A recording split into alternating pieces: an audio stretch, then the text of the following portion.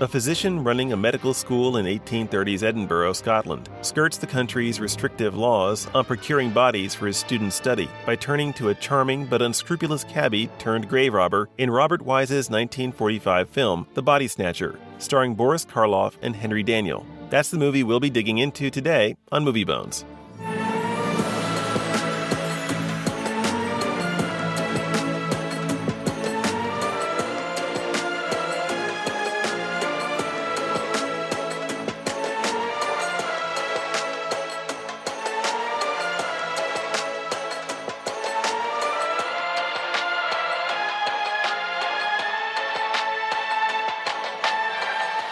Come, Ryan, sit down here with me. Sit down with your friend. What do you think of that, huh? That sounds interesting. Sounds inviting, yeah? Yeah, sounds super inviting. Well, what I'm sure that John Gray was thinking, too. The movie's about a Dr. McFarlane, played by Henry Daniell, who runs a private medical school. The law at the time is highly restrictive on procuring bodies for study, and so he turns to John Gray, played by Boris Karloff, to help him creatively get the number of specimens he needs to keep teaching his students. He takes on a new assistant named Fettis, who starts to see firsthand just how shady the dealings are that go on behind the curtain, and starts to question his decision to enter medicine. So, first thoughts, Ryan? Okay, so my first thoughts have nothing to do with the story and have everything to do with the advertisement of the story. And it's because of how things are advertised today. Like you've probably heard this before. We don't have movie stars anymore in that sense. Like Tom Cruise is considered one of the last movie stars, although I would put like someone like Leonardo DiCaprio in there. Yes. But you're getting a person who's playing a role and everything. But they're really just kind of playing, sort of like their persona, their actor persona and whatnot. So I'm not going to lie to you. Not being super familiar with their faces, I was stopping the movie at times and going, okay, who is this? One of the things I was thinking the whole entire time was, where is Bela Lugosi? And he doesn't really have like a big part in the movie. It's an important part. I want to make that clear. It's a super important part, but he doesn't have a big part in the movie. The advertisements, it's Boris Karloff and Bela Lugosi. Those are the two names that come to the top of the page. And Bela he's a minor character at most. Yes. Like I said, it's an important character, but it's not like you would give, if it wasn't for the fact it was being played by Bela Lugosi at the time, you can't imagine he would get top billing credit in this. I mean, he's not top billing, but he's like right there underneath Boris Karloff. And the reason has to be because the studio is hoping to cash in on that association of these two actors who were both famous for doing monster films. That age of early motion picture monsters of Frankenstein, The Mummy, Wolfman, and Dracula, right? And they're desperate to put these people together in the same billing, even if one of them, for example, doesn't even have all that much to do. It may be important, but it really isn't like supporting actor role. It's a minor role, really. It's a here and gone. It's not quite cameo, but it's because like you said, it's got an importance, but it's definitely not like top billing. Yeah, exactly. Yeah, it was strictly a marketing thing. And if you look at the poster, I mean, you saw the poster. It's got Bela and Boris Karloff just kind of looming over everything. And that part is appropriate because let me tell you this about Boris Karloff in this film. This is his film to me. There are other actors that do a good job, but Boris Karloff steals every scene he is in. He does every scene. And he just makes sure that your attention is on him all the time whenever he's in a scene. Yeah. I mean, he's terrifying. He is. And that I would say that is, I don't find older movies like that to be like super terrifying, just because, we live in an age of like different special effects and everything. Yeah. But he's creepy. He's not someone you want to be around for very long. No, I mean, he says things that if you just took them as just straight up words, if you're just reading them off a page, well, that's a nice thing to say. except when he says it. Yeah. Yeah. You know. But I love this film. Like it was a lot better than I wasn't anticipating it to be bad or anything like that. It was a lot better than I was anticipating it to be and everything. And it makes you sit down and go, huh, at the end of it. Yeah, and it's got a lot to work with thematically, and we're going to dig into that too. The performances, Karloff obviously being the number one attraction here, and then I've never heard of Henry Daniell before this. I don't know what other movies he's been in. I would say he did a good job. You know, he did everything he needed to do to make sure that you notice his character. When you put that next to Boris Karloff, he doesn't chew the scenery. He soaks in it, and I don't know what else to say. It's like he has a presence, and the presence is always steamrollering you with his words, and you can feel that as an audience member. It's like this slow pressure he's adding to as he says, toddy. Also, I got to point this out too. At some point, he just starts doing it more for the fun of it. Everything. It's a horrible scene. Well, about horrible scene, I mean, it's a tragic scene and everything. You don't see anything happen, but, it's off in the distance. It's in the darkness. Yes. And then, all of a sudden she just stops singing. And you're like, oh. I actually had to rewind the film because I was like, did he just? And I was like, yeah, he did. Yeah. It's a very subtle and effective way to handle, and it does strike right at you when you realize what's happening. It's like, yeah. It's just a reminder to all the future movie makers out there, subtlety is appreciated. You can deliver a hammer blow with a feather.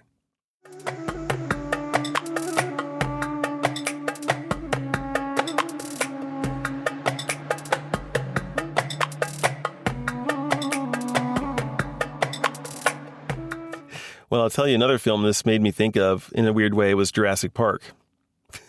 Yeah. And the line that made me think of it was, it's only the dead ones you know, separating the intellect from the humanity, as we talked about before. It deals with the idea of technological advance and scientific knowledge and understanding growing as well. How when technology advances at a rate that our humanity can't keep up. And maybe the laws at the time were too strict about body procurement. They probably were. And you wanted to keep advancing knowledge, but our humanity still has to catch up. And I think about AI or our relationship with things like the environment and all these other issues, how we lose track of those things. Yeah. Oh, that reminds me of that line since you brought it up. Is it so preoccupied with what we can do that we didn't stop to think if we should? Yes. Yes, exactly. Your scientists were so preoccupied with whether or not they didn't stop to think if they should. Exactly. I would say that's the theme of this whole entire movie. You could do something, but should you do something? And it's just interesting to see this popping up in a movie that's as old as that. This is a theme that's been happening in cinema for a while. But with the stuff that's going on now with AI, I just can't help but think about how much faster things are going to accelerate. I want to touch on that, what you just said about AI and everything. And this idea of, yes, we have the technology in our hands. It's almost to a point where it's readily available to anyone that wants to access it, to have access to it. So looking at that with the theme of this movie, The Body Snatcher, and this line from Jurassic Park, we have it, should we use it? And we have seen it used in some media already, maybe more than we know of. But we've seen it used in some media. For instance, you can just go on YouTube if whoever hasn't seen this yet. But go on YouTube and just type in the intro to Secret Invasion, Marvel's Secret Invasion. I remember that. There was a big uproar over that. Yeah, the intro is done in AI and everything. And people have made that, nothing's been widely released yet, but people have made test movies, test videos using AI and everything. And what does that take away from us and everything? Also, this week too, I'm not going to go super graphic in this, but this past week, and by this past week, I mean, it was NFC, AFC championship games. So if you're watching this in the future, the week was the second to last week of January of 2024.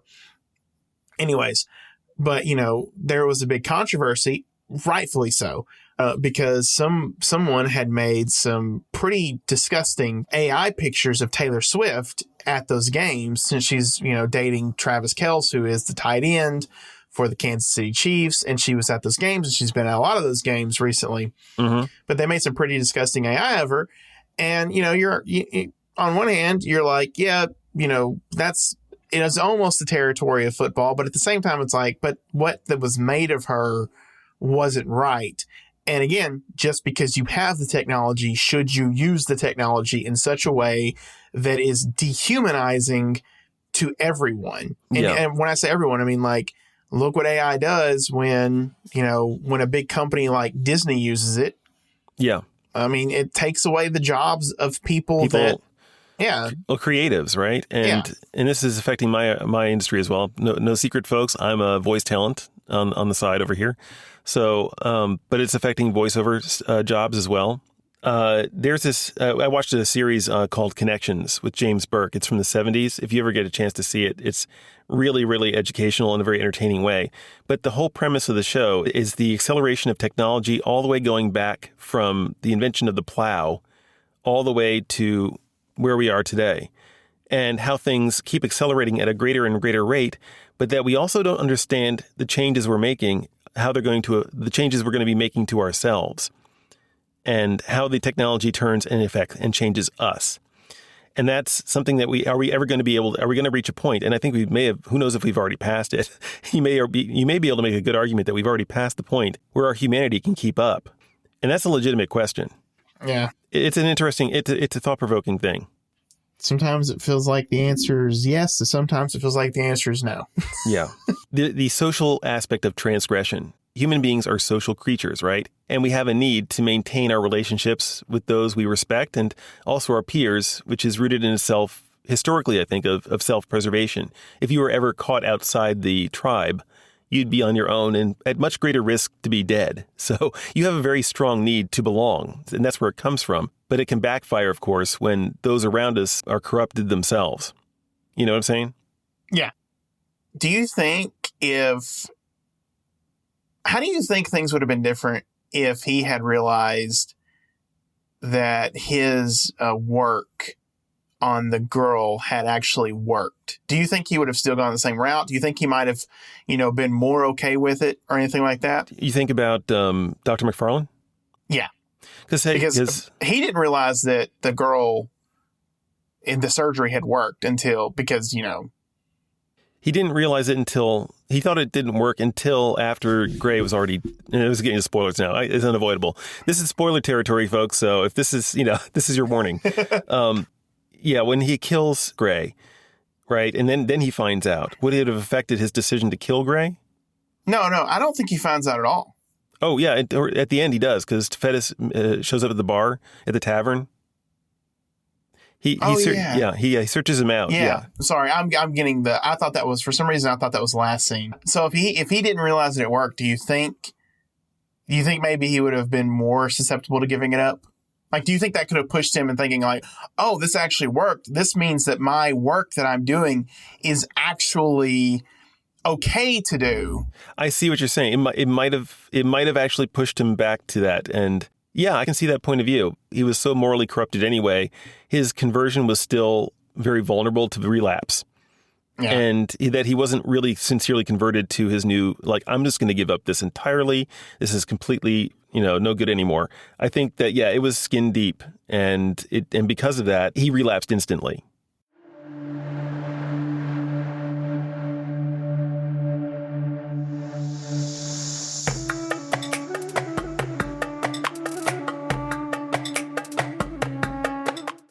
I think his wife does a pretty good job of showing that, like, he was one way, when I first met him. I mean, they kind of show you them being like in some kind of relationship at the early on parts of the movie, but like, it's not like super confirmed that they're married until the very end, where she's like talking to Fettis and, she's saying, and she's explaining everything. She's giving her side of the whole situation. it's like she's ceased being his wife and she's just like a caretaker in the household or something like that. I'm glad they explained this because it would be a flaw if they didn't. They seem to have a relationship, but you're just, are they married? Or it's like, what is their nature of their relationship? And then later on, it's like, yeah, they're married, but it's like he's destroyed himself so badly in his whole process of things. It's like she doesn't even know him anymore.